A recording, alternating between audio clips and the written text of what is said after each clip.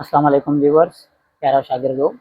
ही सवाल जेतिरो ॾिसण में आसान अचे थो ऐं यकदमि ज़हन में अची वेंदो आहे त हिन जो त जवाबु सफ़ा सवलो आहे, पर असल में ईअं हूंदो न आहे। जेसीं ताईं हिनखे सॉल्व कंदासीं तेसीं ताईं वञी पोइ हिन जो जवाबु ईंदो। ऐं ही ट्रिकी क्वेश्चन अक्सर करे टेस्टनि में ईंदो रहंदो आहे।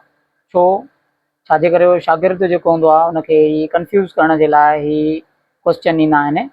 क्वेश्चन छा थो चवे त अ नंबर इज़ इंक्रीज़्ड बाय 50%। को बि नंबर आहे, कहिड़ो बि नंबर आहे हिकिड़ो, उनखे 50% उनखे इंक्रीज़ कयो थो वञे एंड डिक्रीज़्ड बाय 20%।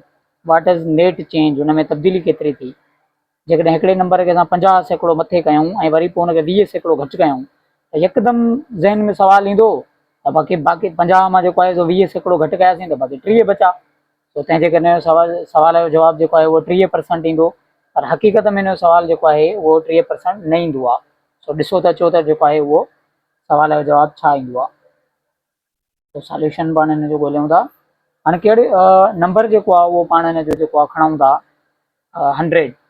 100 पाण छो खणंदा आहियूं नंबर। 100 पाण इन करे खणंदा आहियूं नंबर छो त 100 जेको आहे हुनजो परसेंटेज जेको इंक्रीज़ करणु आहे या डिक्रीज़ करणु आहे उहो ईज़ी आहे। तंहिंजे करे पाण जेको आहे नंबर हिन जो 100 खणंदा आहियूं। हाणे पाण 100 इहो नंबर खयोंसीं ऐं हिन जो 50% जेको आहे हिन में इंक्रीज़ करिणो आहे त 50% छा हूंदो आहे, हिनखे मल्टीप्लाए करिणो आहे। 50%, 50 पर माना ते 100, 100 गेट कैंसल्ड, बाक़ी त असां वटि छा बचा 50। हिन जो मक़सदु इहो आहे त नंबर असां वटि जेको 100 हुयो उन में असां ॿिया 50 जोड़ कंदासीं ऐं इहो हाणे जेको आहे उहो थी वेंदा 150। हाणे हिनखे इंक्रीज़ कयोसीं त हीउ जेको आहे 150 थी वियो एंड डिक्रीज़्ड बाय 20%। हाणे हिन नंबर जेको हीउ जेको 150 आहे इन जो 20% डिक्रीज़ कंदासीं तो 20% ऑफ 150। सो 0 जेको आहे हिन जो हितां कटियोसीं, 0 हिन जो हितां कटियोसीं। 10 जो खोड़ो 20 ते जेको आहे उहो बच कर लॻो ऐं 2 खे 15 सां ज़रब कंदासीं त थींदो 30। तो 150 मां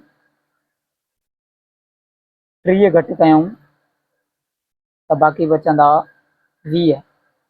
तो हाणे जेको ओरिजिनल नंबर हुयो 100, हाणे जेको आहे उन में ही घणा इंक्रीज़ थी विया 20। माना हाणे जेको नंबर असांखे मिलियो उहो मिलियो 120।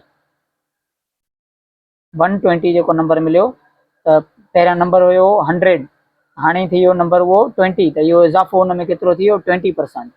त जेको आहे उहो पहिरियां असां जॾहिं हिनखे विदाउट कैलकुलेशन जे कयूं पिया त इज़ाफ़ो अचे पियो 30%, पर विथ कैलकुलेशन असां जॾहिं हिनखे कयोसीं त आयो 20%। So what is net change, net change हिन में केतिरी ईंदी, नेट चेंज हिन में 20% ईंदी। आई होप तव्हांखे सम्झ में अची वियो हूंदो। जेकॾहिं का बि ॻाल्हि पुछणी हुजे त कमेंट करे पुछा कंदा कयो। Thank U very much.